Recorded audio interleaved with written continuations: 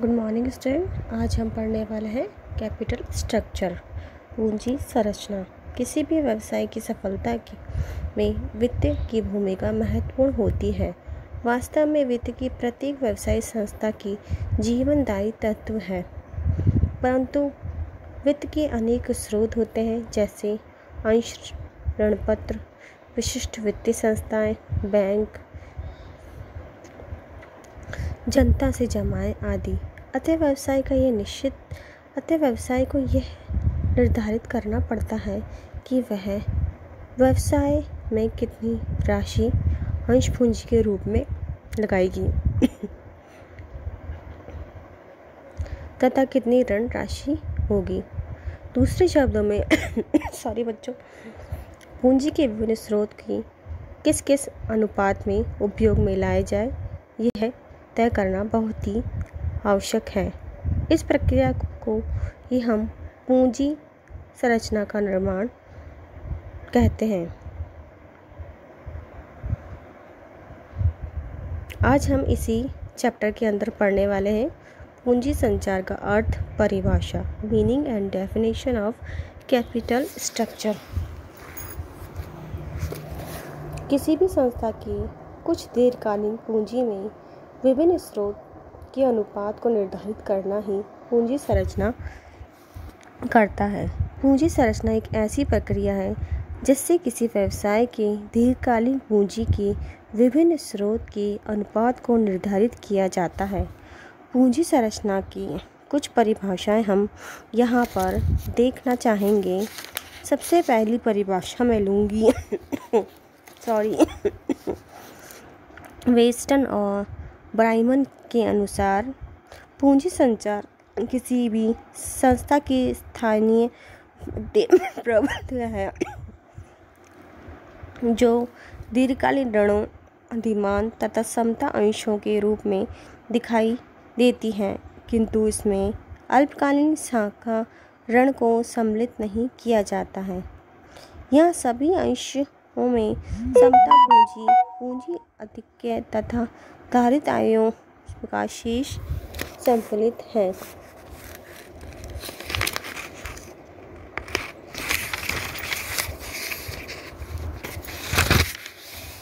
Next परिभाषा हम लेना चाहेंगे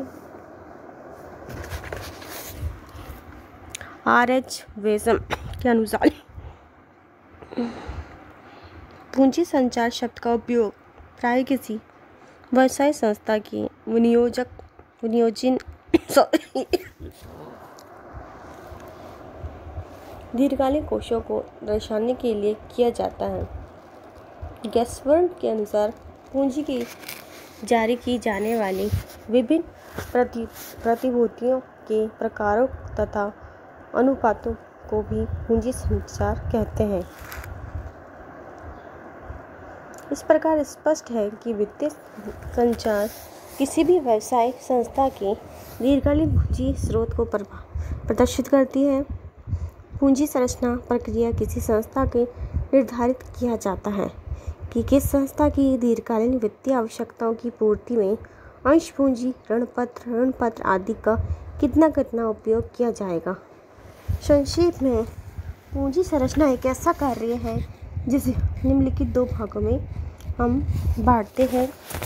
पहला भाग है दीर्घकालीन पूंजी आवश्यकता की पूर्ति के लिए कौन कौन से वित्तीय स्रोत का उपयोग किया जाए।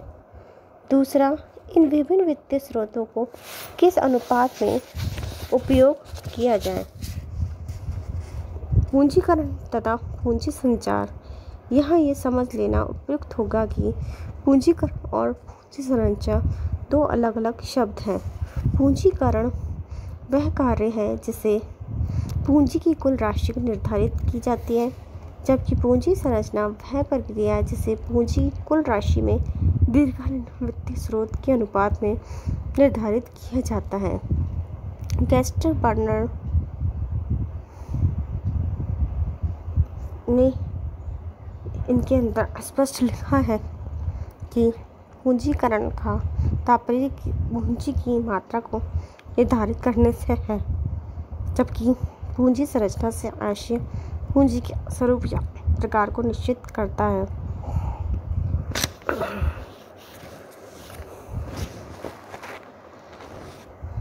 यह पूंजी संरचना और वित्तीय संरचना में भी अंतर स्पष्ट कर लेना आवश्यक है।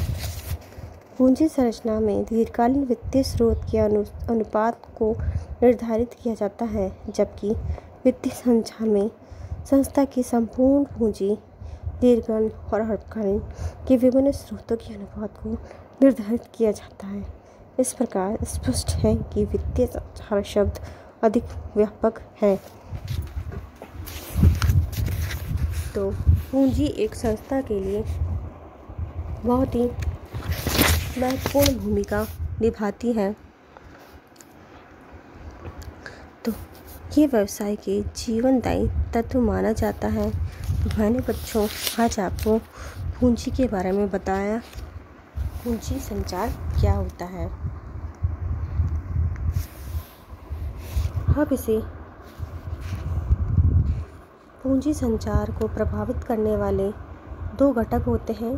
पूंजी संचार को प्रत्येक व्यवसाय संस्था की सफलता का प्रत्यक्ष प्रभाव पड़ता है तथा पूंजी संचार के निर्माण के पूर्व इसे प्रभावित करने वाले सभी तत्वों को भली प्रकार से विचार कर लेना चाहिए। पूंजी संचार को प्रभावित करने वाले सभी तत्वों में निम्नलिखित 2 वर्ग हैं: आंतरिक तत्व और बाहरी तत्व, इंटरनल फैक्टर और एक्सटर्नल फैक्टर। तो ये 2 फैक्टर हैं जिसकी डिटेल हम आगे वाले लेक्चर में पढ़ेंगे। मैंने अभी आपको इसका मीनिंग बताया है, डेफिनेशन बताई है, पूंजीकरण और पूंजी संरचना में अंतर बताया है। तो ये आपका 40 नंबर का चैप्टर है जो मैंने अभी इंट्रोडक्शन बताया है। आगे वाले लेक्चर में हम पूंजी संचार को प्रभावित करने वाले तत्व के बारे में पढ़ेंगे। धन्यवाद बच्चों।